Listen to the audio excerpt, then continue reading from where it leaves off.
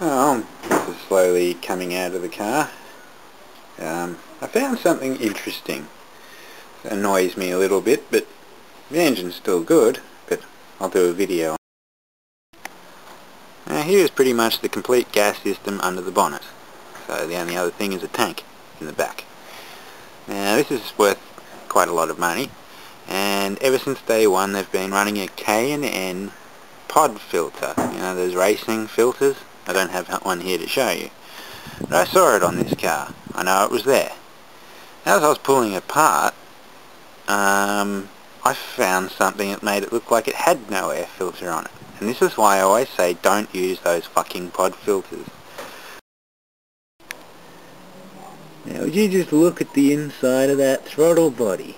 How much dirt there is there. Just fine dirt. Stuck there with oil. Because they're one of the filters that you oil, and all the oil gets pulled in, and they don't filter those filters. They just stop twigs and stones. That's all they're for. They're just for the racetrack. For an engine that's going to get rebuilt every 10 minutes. This is what happens if you use them on the road, around town, or on dusty roads. And this filter had been cleaned and oiled at its recommended intervals. But still, look at all the dirt it's pulled through. That is just bullshit.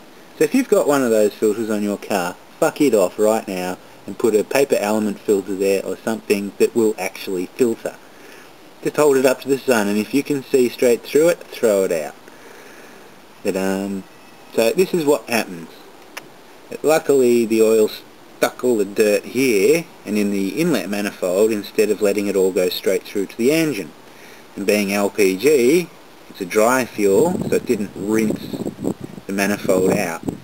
So the engine's actually not that fucked because of this, but if it was a petrol engine it would probably be raped. Right, here's inside the manifold. It's a bit dirty, but it's not all that bad, and as you see a lot of the stuff is stuck from the oil, from the PCV system and the oil off the filter. It's stuck all the dirt to the inside of the manifold, which is actually a good thing. So it hasn't gone off into the engine.